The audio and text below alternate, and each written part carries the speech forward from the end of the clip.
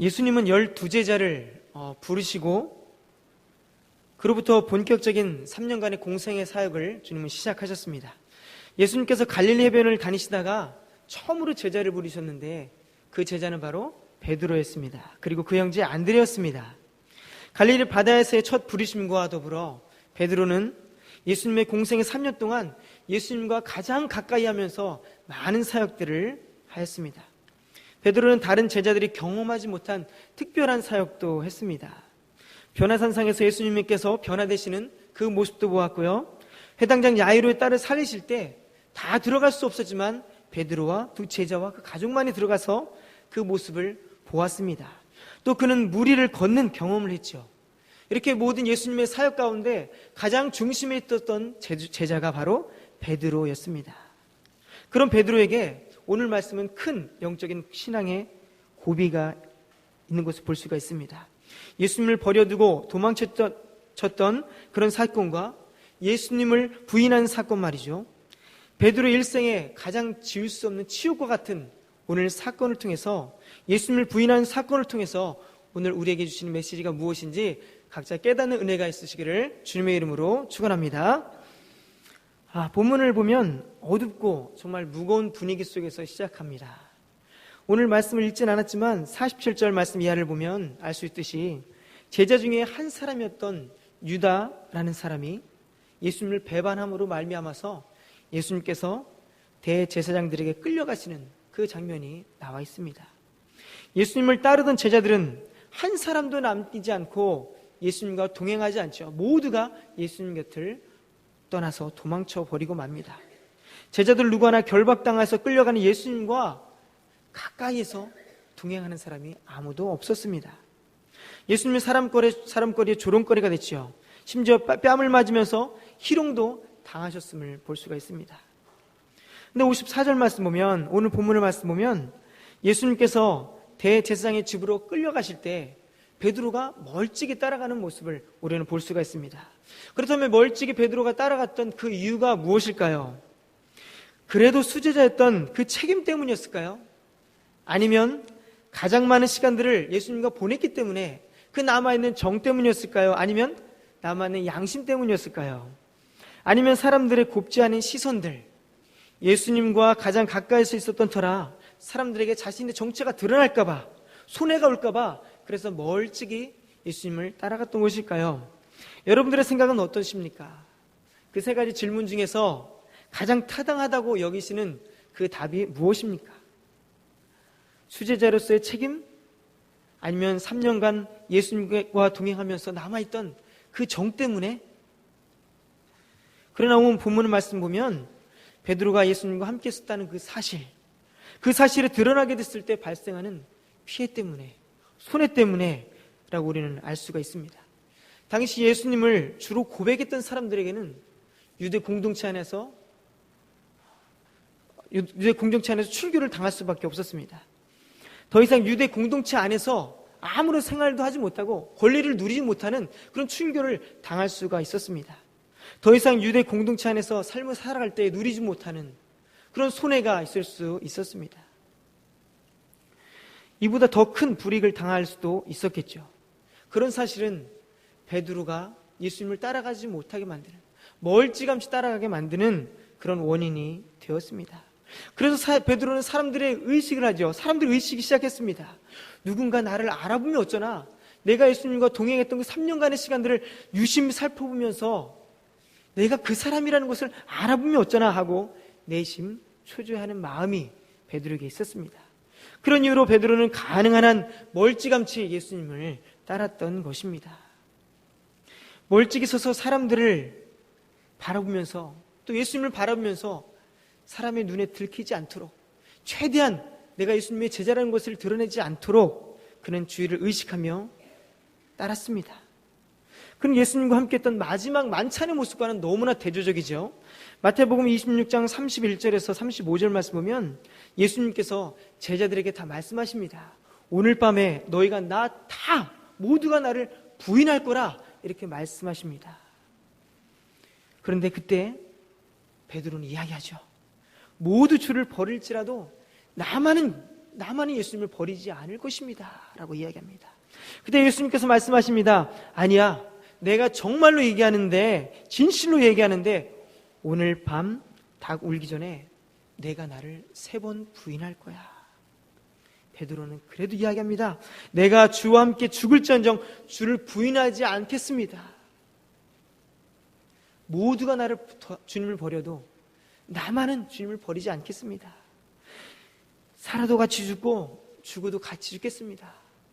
무덤까지 주님을 따라가겠습니다. 이렇게 베드로는 큰 소리를 쳤습니다. 그러나 그렇게 큰 소리를 쳤던 베드로는 지금 어디 있죠? 모두 주를 버려도 나만은, 이 베드로만은 버리지 않겠다고 이야기했던, 호언장담했던 그 베드로는 어디 있죠? 베드로가 큰 소리 쳤던 대로라면 그가 있어야 할 곳은 예수님 곁이었습니다. 예수님께서 대제사장들에게 끌려가고 있을 때 그 곁에서 베드로는 자리를 지키고 있어야 했습니다. 그러나 베드로는 주랭랑 쳤습니다. 지금은 예수님과 멀찍이 떨어져 있습니다. 우리가 본문을 함께 보시면서 어떤 분들은 베드로의 모습을 보면서 스승을 버린 베드로를 향해 질책하실지 모릅니다. 배신자, 겁쟁이, 양심도 없는 놈, 스승을 버린 놈, 무슨 놈 하면서 질타하고 계실지도 모릅니다. 예수님을 처음 만났을 때 베드로는 난 죄인입니다, 내게서 떠나가소서라고 고백했던 사람이 바로 베드로였습니다. 그리고 당신은 그리스도시요 살아계신 하나님의 아들이라고 고백했던 사람이 바로 베드로였습니다. 그런데 그 사람이 두려워 멀찍이 예수님을 바라보고 있습니다. 베드로는 예수님을 따라다니면서 온갖 기적을 경험했던 사람입니다. 바로 눈앞에서 안진뱅이를 일으키셨던 그 기적을 보았죠. 눈먼 자를 뜨게 하시는 기적을 보았습니다. 문둥병자를 고치시고 심지어 죽은 자를 살리시는 그 기적을 그가 눈앞에서 경험했습니다. 그런 사람이 어떻게 예수님을 버려두고 자신만 살 수 있을까? 자신만 살기 위해 도망갈 수 있을까? 생각할 수 있죠. 그러면 시선을 돌려서 여러분들 각자에게 한번 질문을 해보시기 바랍니다. 그럼 과연 나는 예수님을 배신하지는 않았는가? 내 살 길을 찾기 위해서 예수님을 멀리하는 그런 삶을 살아가고 있지는 않는가?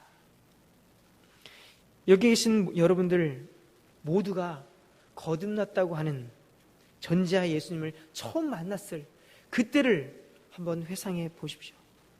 여러분들은 아마도 진한 감동을 느끼셨을 것입니다. 하염없이 눈물을 흘리면서 내가 죄인입니다, 주님 저를 떠나소서, 이런 고백을 하며 또 주님의 사랑을 고백하며 감사의 눈물을 흘렸을 줄 압니다. 그리고 이제는 나를 위해서가 아니라 정말 주님을 위해서 살겠습니다라고 고백했던 그런 순간들이 여러분들 삶 가운데 있었을 줄 압니다.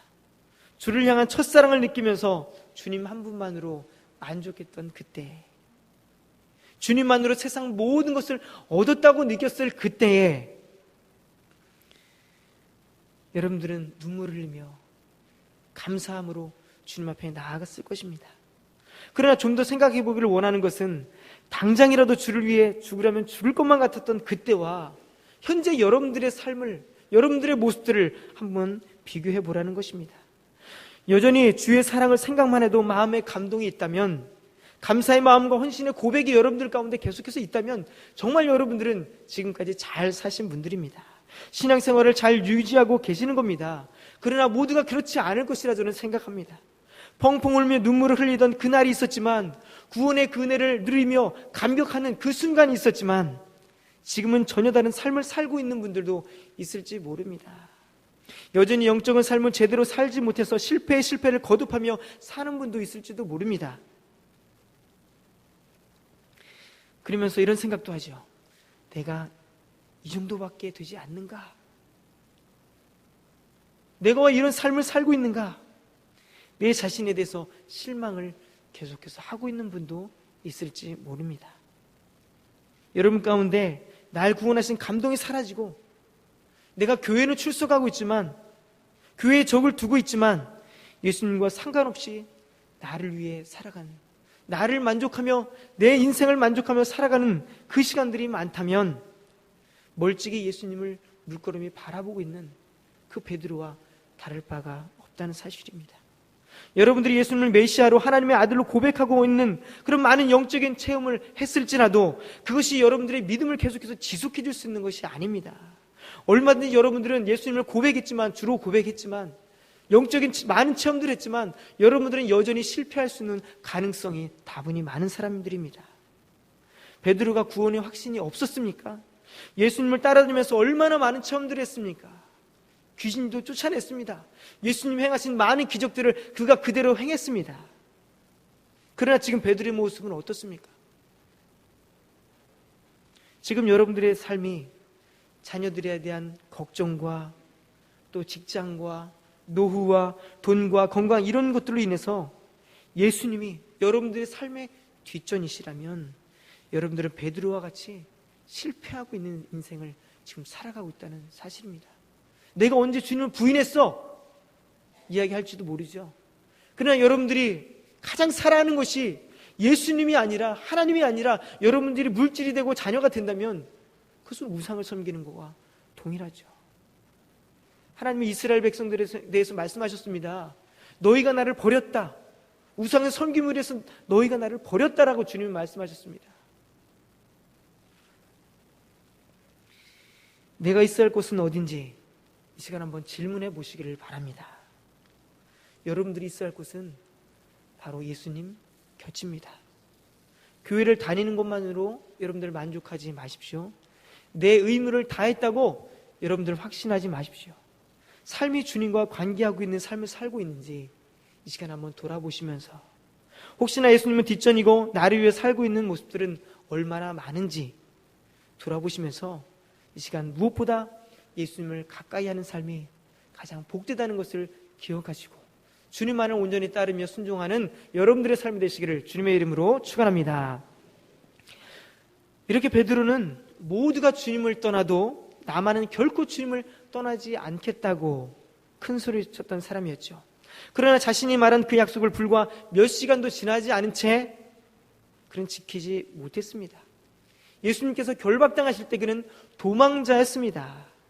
그리고 내게 어떤 손해라도 올까 예수님을 멀찍이 따랐습니다. 예수님께서 대제사장의 집에 끌려가자 베드로는 그래도 예수님께서 어떻게 되는지 궁금해서 대제사장 집의 뜰에 앉아있게 됩니다. 그날은 좀 새벽이라 추웠습니다. 그래서 여러 사람들이 모닥불을 피웠습니다. 베드로도 그 가운데 앉습니다.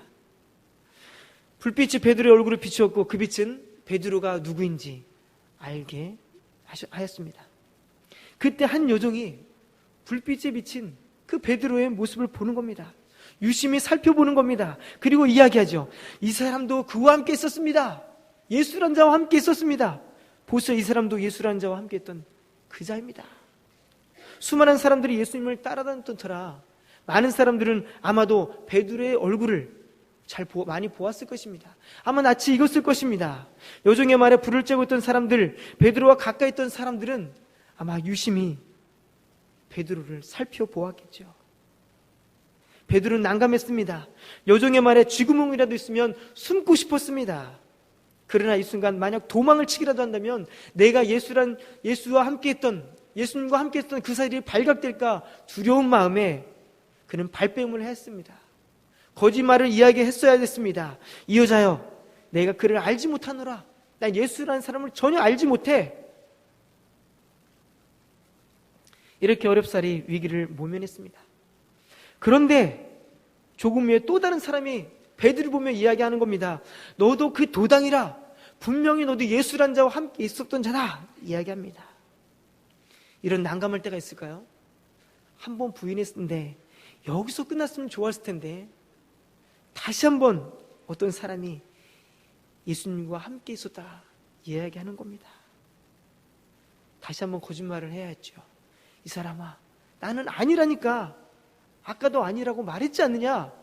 라고 거짓말합니다. 그리고 난 후 이럭저럭 1시간이 지났습니다. 그런데 난데없이 어떤 사람이 또 이야기하는 겁니다. 이번에는 확신에 차서 이야기하죠. 이는 갈릴리 사람이니 참으로 그와 함께 있었던 자다라고 이야기합니다. 출신도 알고 있습니다. 그 사람이 더욱 장담할 수 있었던 이유가 있습니다. 그 이유는 바로 예수님께서 감람산에서 대제사장의 병사들에게 끌려갔을 때 베드로가 한 사람의 귀를 자른 적이 있었습니다.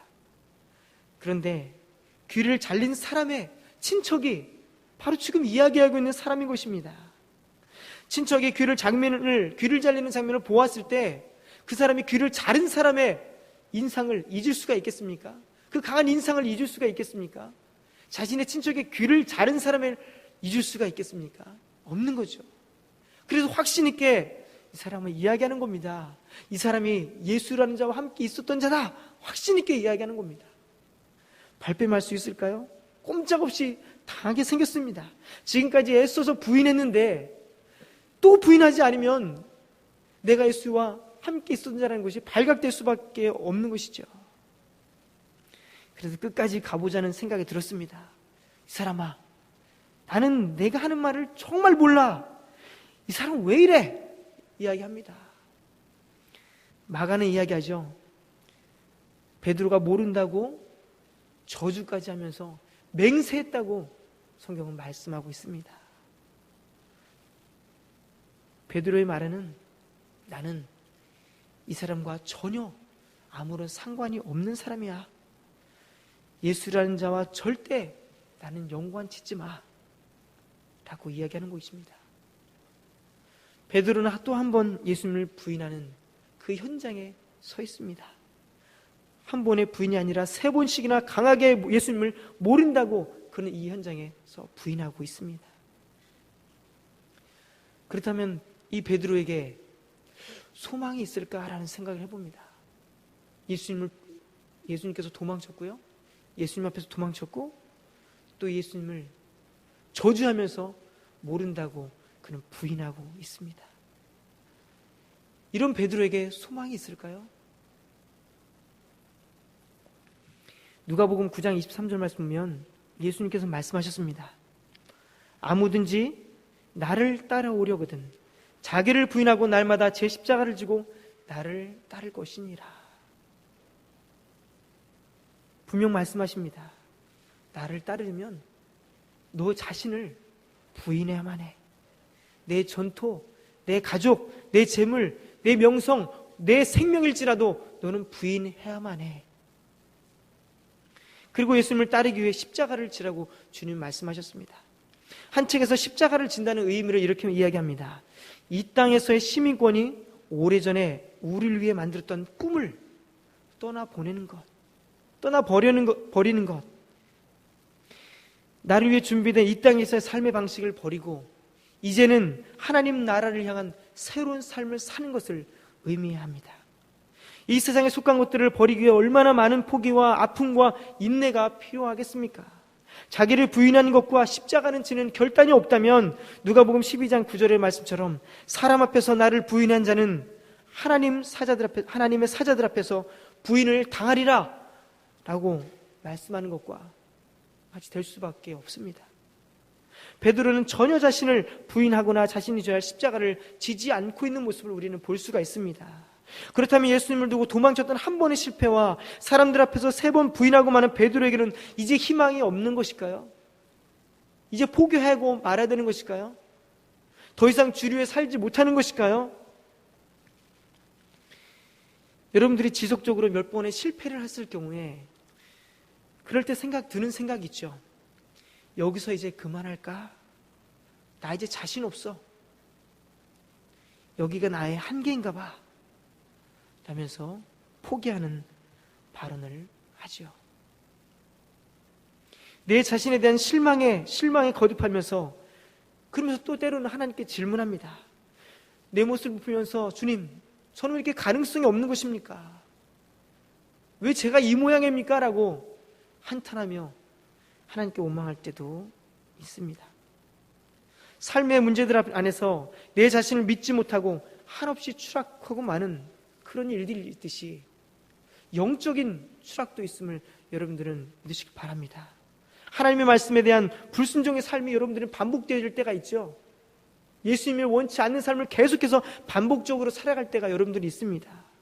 말씀대로 살기를 실패할 때 우린 영적으로 침체하는 것을 느낄 때가 있습니다. 교회를 멀리하게 되고 하나님의 말씀을 묵상하기를 멀리하게 되고 기도하기 싫어지게 되고 사람과의 관계를 하기 싫어지고 사랑하기 싫어지고 이런 영적인 침체들이 우리 안에 다가올 때가 있습니다. 하나님께서 기뻐하지 않는 그런 삶이 알면서도 내 정욕에 이끌려서 반복되어지는 그런 죄악된 모습들, 이런 일들을 우리는 경험하면서 나는 왜 이럴까? 나는 도저히 회복 불가능한 사람일까? 내가 정말 하나님의 자녀인가라까지 생각하는 경우들도 있습니다. 그러나 우리가 생각해야 될 것이 있습니다.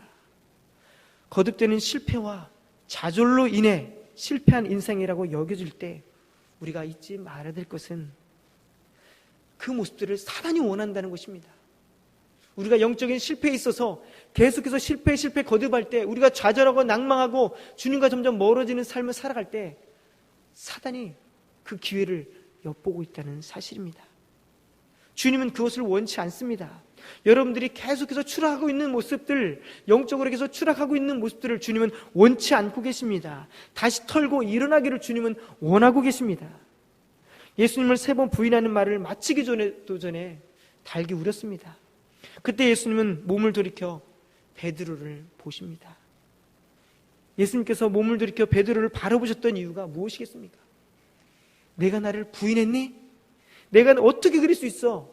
네가 나를 어떻게 이렇게 배신할 수 있어? 라고 말씀하시기 위한, 추궁하시기 위한 것이었습니까?